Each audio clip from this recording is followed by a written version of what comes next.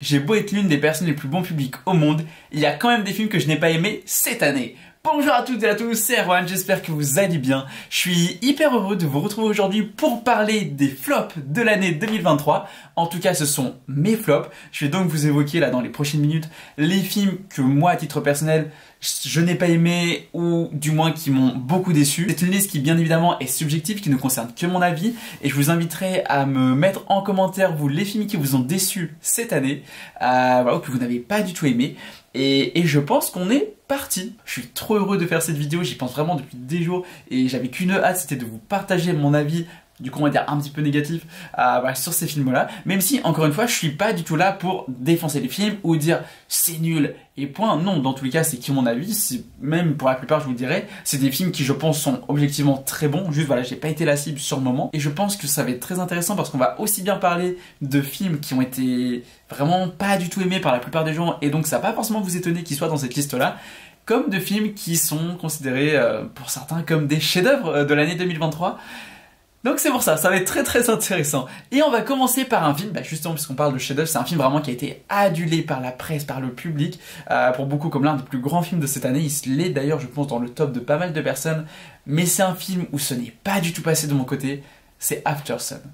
Aftersun qui va raconter l'histoire d'un jeune père, voilà, enfin un jeune père, il est jeune mais sa fille a 13 ans il me semble, et donc ils vont partir en vacances ensemble et j'ai vraiment pas accroché. En fait, j'ai pas accroché parce que j'ai rien compris au film. Et dès que je suis sorti de ma séance, je suis allé voir justement des vidéos qui parlaient de ce film-là. Et c'est là où je me suis rendu compte que j'étais passé mais complètement à côté. Je n'avais rien compris au film. Je pense que si j'avais bien compris le film, j'aurais vraiment été à fond dans l'histoire. C'est un film qui m'aurait chamboulé. Mais malheureusement, ce ne fut pas le cas. Par contre, c'est bien joué. C'est un film qui va être assez mélancolique et assez, je vais pas dire doux, mais on se laisse porter par le film, je me suis pas spécialement ennuyé, mais c'est vrai que j'en suis un peu ressorti en me disant bon, qu'est-ce que j'ai vu? J'ai pas compris les émotions, j'ai pas compris la fin, j'ai pas compris pourquoi cette séquence du coup tout le monde en parle comme la séquence phare du film. Avec le recul, du coup, je comprends un peu mieux, je comprends même beaucoup plus de choses. Et il faudrait peut-être que je lui redonne une chance, et là, peut-être que j'y serai un peu plus réceptif. Je vous encourage quand même à, donc que ce soit pour Aftersun comme pour tous les autres films dont on va parler, à vous faire votre propre avis si vous ne les avez pas vus. C'est pas parce que moi j'ai pas aimé que vous allez forcément pas aimer non plus. Au contraire, justement, on a toujours des avis qui vont diverger un petit peu. Et c'est ça qui est super intéressant. On va enchaîner ensuite avec un film d'animation, parce que vous le savez, j'adore l'animation.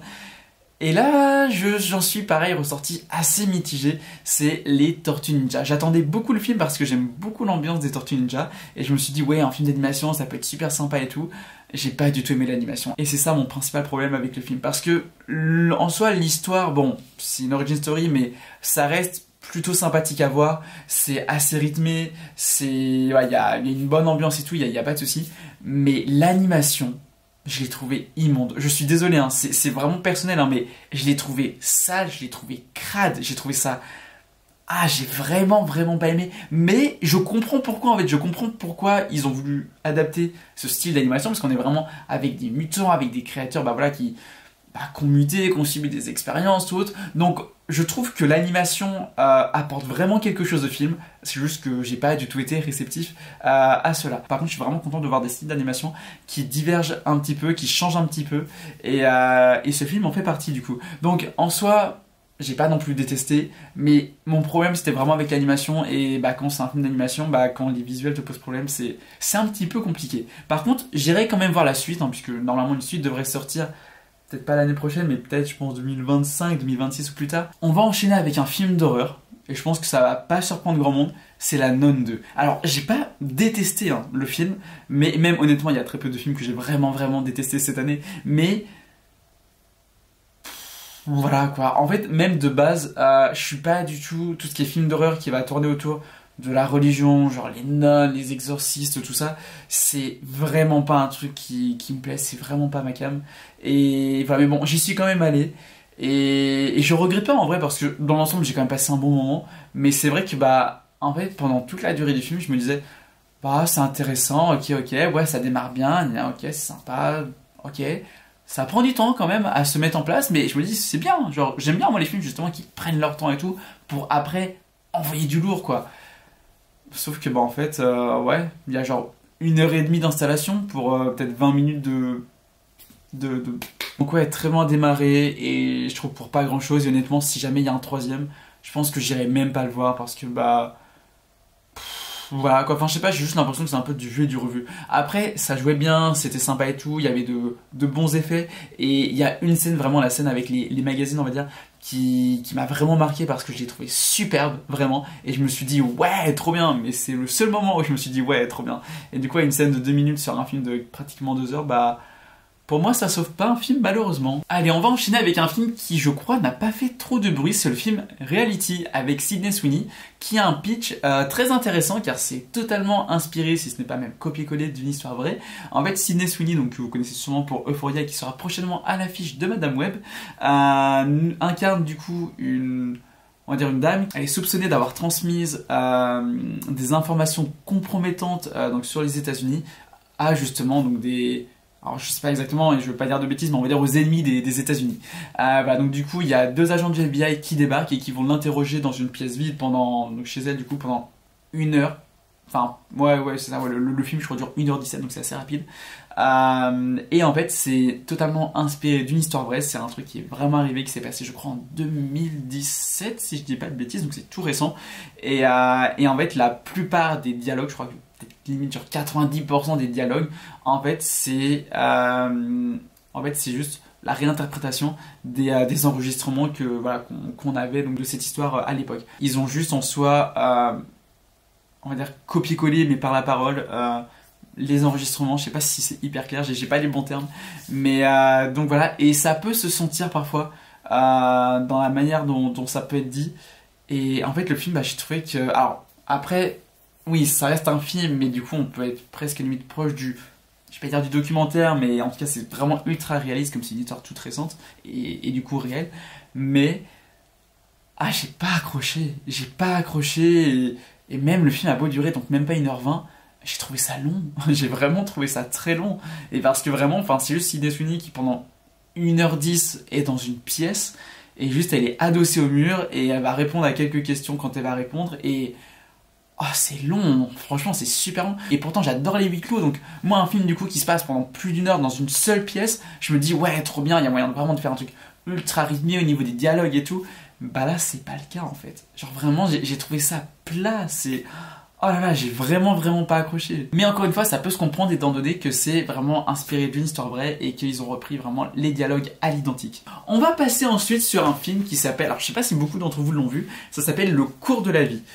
J'y suis allé parce que, alors déjà, l'affiche me tentait. J'étais assez curieux, j'avais pas vu la bande-annonce, je savais pas trop de quoi ça parlait. Et j'ai une amie qui l'a vu et qui m'en a dit beaucoup de bien. Donc je me suis dit, ok, ouais, ça doit être intéressant, on va y aller. Et ouais, j'ai pas du tout accroché. Il faut que j'arrête de dire que j'ai pas accroché parce que ça va être le cas pour la plupart des films, enfin pour tous les films de Sekis du coup. Mais en fait, on est vraiment sur... En fait, ça se passe dans une école de cinéma, on va dire.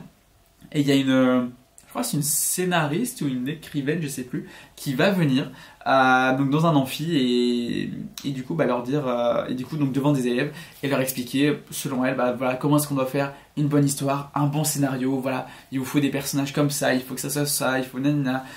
Donc voilà, donc en soi de ce point de vue là c'est hyper intéressant puisqu'on est vraiment du coup sur des jeunes du coup qui écrivent et tout, qui voilà, notamment tout ce qui avait de scénario tout ça. Et c'est vrai que de ce point de vue là ça m'a beaucoup parlé parce que alors j'écris pas autant que ce que j'aimerais parce que par manque de temps et aussi parce que j'ai plein d'autres passions à côté, mais j'adore écrire, j'ai même des petits projets on va dire par rapport à ça, projets sur lesquels j'aimerais beaucoup avancer cette année. Il faudrait que, je pense que ça va être l'un de mes objectifs de 2024, avancer sur mes projets qui concernent l'écriture, mais bref. Et du coup le principe on va dire est très intéressant, ça joue très bien, j'ai trouvé que c'était très bien joué et tout, mais ça m'a pas emballé en fait. Ça m'a vraiment pas emballé parce que passer les petits moments de voyer l'écriture et tout, ok, donc c'est sympa, mais c'est tout en fait. Et ouais, je sais pas, j'ai vraiment pas réussi à accrocher, j'ai trouvé le temps assez long. Donc voilà, du coup un petit peu dommage, mais c'est pas grave, en vrai voilà, j'ai pas non plus trouvé ça mauvais, enfin voilà, faut pas pousser non plus. Il nous reste 4 films à parler, et là on va parler d'un film que j'ai vu tout récemment, qui est sorti en décembre, qui était l'une de mes plus grosses attentes de l'année, et ça n'a pas pris sur moi malheureusement. c'est le film Wonka. Wonka avec Timothée Chalamet. Parce que j'adore Timothée Chalamet, j'adore les comédies musicales. Je me suis dit, mais ça va être incroyable, ça va être mon film de fin d'année limite. Et non. Alors, le film est très bon. Objectivement, je trouve que Timothée Chalamet, voilà, déjà c'est un acteur que j'adore et je le confirme avec ce film-là. Vraiment, sa performance, elle est exceptionnelle. Il est très très bon. Le film est super bien réalisé. Il y a une magie qui se dégage vraiment du film. Il est super bien. Et en fait, honnêtement, je pourrais continuer comme ça pendant 20 minutes. Je pourrais vous citer toutes les qualités du film. Vraiment, les musiques sont cool, les chorégraphies, il n'y en a pas des tonnes, mais on va dire les quelques effets spéciaux. C'est super bon, ça joue bien, il y a une belle mise en scène, tout ça. Enfin bref, vraiment le film a que des qualités. Et je n'ai pas réussi à accrocher. Je ne sais pas pourquoi, je n'ai pas réussi à rentrer dedans. Et je pense que c'est peut-être la fatigue qui a joué. Mais c'est vrai que du coup, j'en suis vraiment ressorti en me disant... Bah le film en fait objectivement il est très très bon mais moi j'ai pas accroché en fait et je sais pas pourquoi. Il y a peut-être aussi le fait, alors ça peut être un détail pour certains mais je sais que ça peut compter un peu, c'est peut-être l'époque à laquelle ça se situe. En fait tout ce qui est un peu ancien, genre je sais pas exactement les années mais peut-être années 20, 40, 60 tout ça, c'est pas du tout mon truc. Genre vraiment j'aime pas du tout en fait, tout ce qui est un peu dans le passé. Moi je suis plus soit époque contemporaine ou alors dans le futur, là je suis grave chaud, mais c'est vrai que ouais, tout ce qui est un peu passé c'est pas trop mon truc, donc je sais pas, peut-être que ça a pu jouer mais je pense pas que ce soit la seule raison vraiment. Donc ouais non, c'est voilà, juste j'ai pas accroché, mais sinon vraiment ça reste très très bon. Ensuite ouais, et par contre je suis hyper content, je suis super content du succès du film, aussi bien du point de vue du public parce que les retours sont hyper bon, que du point de vue aussi du box-office parce que c'est le gros succès surprise de cette fin d'année. Je dis surprise parce que moi à titre personnel je m'attendais pas à ce que le film cartonne autant. Là il va atteindre les 500 millions d'abonnés, ça fait beaucoup, les 500 millions de recettes, enfin voilà c'est énorme, c'est juste énorme. Donc vraiment je suis trop content pour le film. Et oui, mes vêtements ont complètement changé par rapport à ce que vous venez de voir à l'instant, parce que voilà, je viens de changer de vêtements parce que nous sommes le lendemain de ce que vous venez de voir. Enfin bref, je sais pas si ma phrase est claire, mais bref, là en gros c'est un tournage en 2 jours, voilà. Il nous reste 3 films à parler donc. Et les 2 prochains, je vais faire un petit tir groupé, puisque ce sont des comic book movies, et plus précisément des films de DC Comics. Je parle d'Aquaman 2 et de The Flash.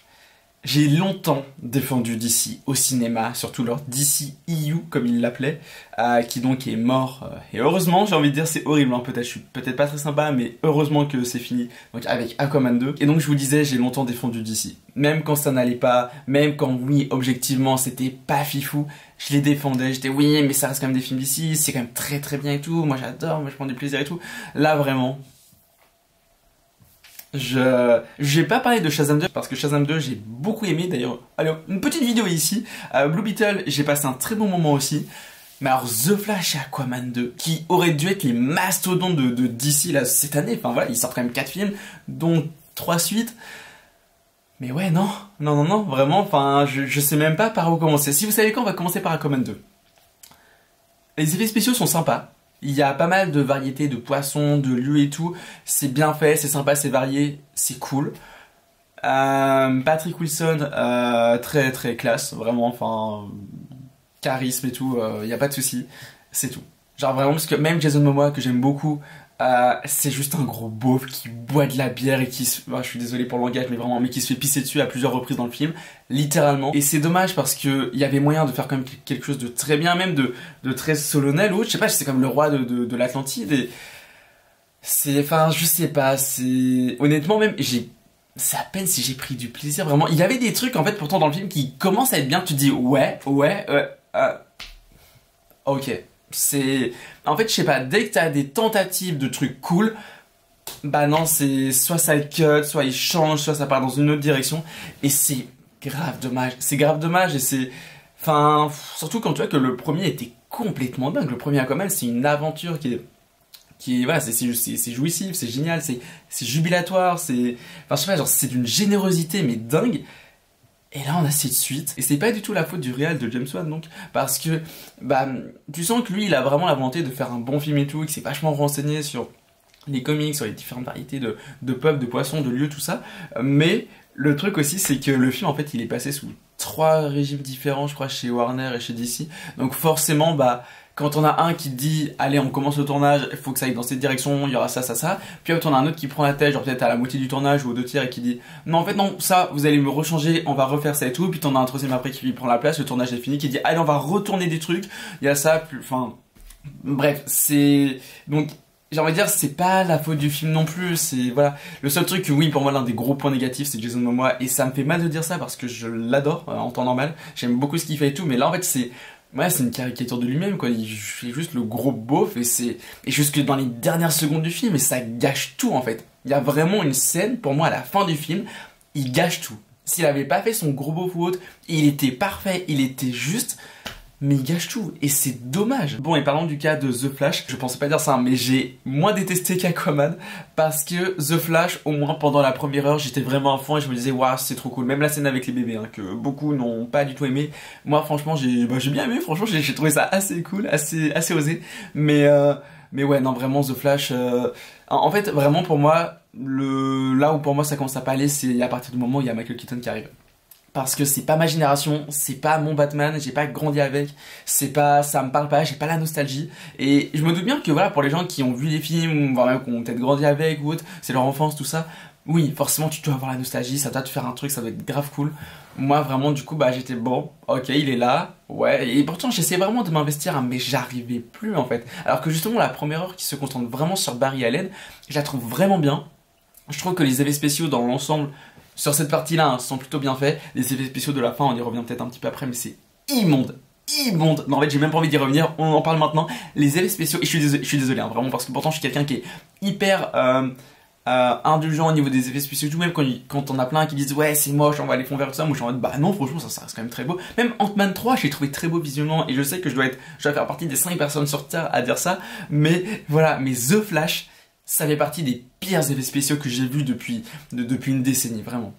C'est immonde. Même des films qui sont sortis il y a 10-15 ans, ils faisaient mieux visuellement. C'est même pas de la bouillie numérique, juste c'est moche. Je suis désolé, mais et je sais que justement l'autre jour c'était il y a quelques semaines, je crois quand le film est sorti en DVD, Blu-ray, tout ça, justement je lançais une vidéo sur YouTube et ils ont passé la petite pub pour dire hey The Flash il arrive en vidéo à la demande, tout ça, et justement j'ai vu du coup 15 secondes du film, j'ai revu 15 secondes du film et je me suis dit qu'est-ce que c'est moche! Qu'est-ce que c'est moche! Je suis vraiment désolé parce que j'ai vraiment l'impression de devenir aigri, mais vraiment je sais pas comment défendre ça en fait. Mais bref, du coup, donc pour revenir sur la première heure du film, c'est grave cool. Je passais un bon moment, j'avais vraiment le smile et tout, j'étais ouais, franchement ça démarre trop bien, c'est trop cool. Et je trouve même, alors je sais qu'il est dans la sauce et tout, hein, voilà, pour ce qu'il a fait, il a complètement gâché sa carrière, Ezra Miller, mais il joue vraiment bien dans le film, il joue vraiment bien, et c'est ça qui est dommage, c'est qu'il a complètement gâché sa carrière alors que c'est un acteur talentueux, et je le voyais aussi avec, même avec les Animaux Fantastiques où il avait un rôle quand même très important, mais ouais non, c'est vraiment dommage qu'il ait gâché sa carrière comme ça. Et nous arrivons au dernier film de cette vidéo, et oui j'ai encore changé de vêtements parce que des problèmes techniques avec cette vidéo, que ce soit au niveau de l'enregistrement, du temps, bref c'est une galère, mais c'est pas grave, on est là, vraiment, je suis motivé pour vous sortir cette vidéo, la preuve parce que vous la voyez, mais ça a été compliqué, hein. Vraiment, j'aurais vraiment passé ma semaine à faire cette vidéo, mais c'est pas grave, vraiment c'est pas grave, parce que je suis content du résultat, parce que du coup j'ai bien avancé sur le montage et tout, elle va sortir là dans quelques heures parce qu'elle est quasiment finie, donc non, en vrai, je suis content de ma vidéo, j'espère qu'elle vous plaît aussi, mais bref, parlons du dernier film, de cette vidéo, et c'est un film qui va vous surprendre, parce que vous en avez forcément entendu parler. C'est un film qui a fait énormément de bruit en tout début d'année dernière. Un film qui est considéré pour beaucoup comme l'un des meilleurs, si ce n'est le meilleur film de 2023, Babylone. Et oui, Babylone. Alors si j'en parle en dernière partie de vidéo, ce n'est pas parce que c'est à mes yeux le pire film de 2023, pas du tout. C'est parce que j'aime bien finir avec un petit peu de positivité. Parce que oui, vous commencez à me connaître, je suis pas là non plus pour défoncer des films, et même j'ai du mal à défoncer des films en fait, à dire juste ce film est nul de A à Z et voilà, et point, non au contraire. J'aime bien toujours trouver même dans les films que j'aime pas, trouver des points positifs. Et Babylone c'est un film pour lequel je peux trouver énormément de points positifs, mais je n'ai pas réussi à rentrer dedans. Et je pense que il y a 2 raisons à ça. Damien Chazelle et La La Land. Parce que Damien Chazelle, il nous a fait La La Land, et c'est l'un des films les plus extraordinaires de l'histoire du cinéma. C'est un film qui est fantastique. Voilà, si vous êtes Si vous me connaissez un petit peu, vous savez à quel point j'aime ce film, à quel point il compte pour moi. Si jamais vous êtes un ancien de la chaîne, vous vous souvenez que j'avais un petit générique, voilà, je le mets plus peut-être depuis 1 an et demi à peu près, je crois. Et justement dans mon petit générique d'intro, on va dire, il y avait la musique de La La Land. Enfin, l'une des musiques de La La Land. Donc vraiment pour dire à quel point ce film compte pour moi. Et en fait, ce que La La Land a une telle magie, une telle poésie, une telle douceur, je m'attendais à retrouver cela dans Babylone. Et ce n'est pas le cas, au contraire on nous montre les déboires d'Hollywood avec des gigascènes de fêtes, avec de l'alcool, de la drogue, du sexe, et je m'attendais pas du tout à voir ça en fait venant du gars qui nous a fait La La Land, qui comme je l'ai dit est vraiment d'une douceur et d'une poésie infinie, et du coup en fait ça m'a tellement, je vais pas dire choqué mais surpris, parce que je m'attendais vraiment, mais alors vraiment pas à voir ça.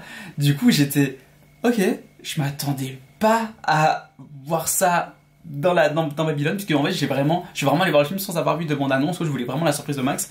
J'ai été surpris, et c'est pas genre parce que je sais pas, il y a de la drogue ou du sexe ou autre. En vrai ça me dérange absolument pas dans la plupart des films, enfin même dans aucun film en vrai, même là en vrai ça m'a pas dérangé, c'est juste en fait que ça m'a surpris, je m'attendais pas à voir ça, je m'attendais pas à avoir une telle atmosphère, et du coup j'ai eu du mal à rentrer dedans, et je me suis dit je sais pas, peut-être en fait que ça serait mieux passé si, je sais pas, si c'était quelqu'un d'autre qui avait fait exactement le même film, je ne sais pas, mais je suis content que le film soit comme ça, je suis content justement qu'on ait un film qui va, je sais pas comment dire, j'ai pas le terme, qui va fracasser un peu les codes de La La Land pour justement nous montrer un truc vraiment qui est sans retenue, sans gêne, sans censure.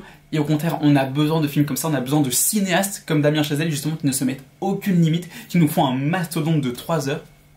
Et comme pour Wonka, je peux trouver énormément de points positifs au film. Déjà son casting, vraiment, entre Margot Robbie, vraiment qui est plus rayonnante que jamais, qui est juste époustouflante. On a donc, je me souviens plus de son nom, mais l'acteur qui fait Manny Torres du coup, qui est vraiment très très bon, enfin qui clairement porte le film également. On a aussi Brad Pitt, enfin qui m'a fait mourir de rire dès le début du film avec son accent italien. Enfin bref, c'est super drôle. Puis juste Brad Pitt, encore une fois, voilà, Brad Pitt, on n'a pas besoin de préciser pourquoi pourquoi est-ce que sa prestation est aussi formidable. Donc non, le casting est extraordinaire. Comme je vous disais, un peu les scènes un peu de déboire, de grandes fêtes, tout ça, de danse, de trucs, c'est magnifique. Vraiment, la mise en scène, elle est maîtrisée, mais de A à Z, c'est extraordinaire. Que ce soit les acteurs principaux, comme les figurants, comme les mouvements de caméra. Enfin bref, le film est très très très bon. C'est juste que, voilà, je pense que c'était pas un film pour moi en tout cas. En tout cas, je m'attendais à quelque chose de vraiment différent, et parfois il n'y a pas de souci, justement, j'aime être surpris au cinéma, j'aime aller voir un film et être surpris et m'attendre et voir autre chose que ce à quoi je m'attendais, mais je sais pas, là c'est pas passé, et c'est ok, c'est pas grave parfois de pas aimer des films, même si ce sont des films qui sont adulés par la critique, c'est ma plus grande passion, voilà, et j'ai pas aimé Babylone, et voilà, même si, encore une fois, objectivement, le film a énormément de qualité, mais juste voilà, c'est pas un film que j'ai accroché. Mais après je me dis voilà, c'est comme il y a des films que j'ai adoré, et il y en a justement qui n'ont pas trop aimé, donc c'est pas grave, c'est ok. Et c'est la fin de cette vidéo, voilà, on va finir comme ça. J'espère que la vidéo vous a plu. N'hésitez pas à me dire vous, donc quels sont pour vous les films vraiment que vous avez le moins aimé cette année, qui vous ont déçu, ou même que vous considérez comme des vraies catastrophes cinématographiques. N'hésitez pas à vous abonner, à activer la cloche, à mettre un petit pouce bleu parce que ça fait toujours plaisir, à partager la vidéo, c'est très important, et à me suivre sur Instagram, voilà. Et je vous dis à très bientôt, c'était Erwan, bye.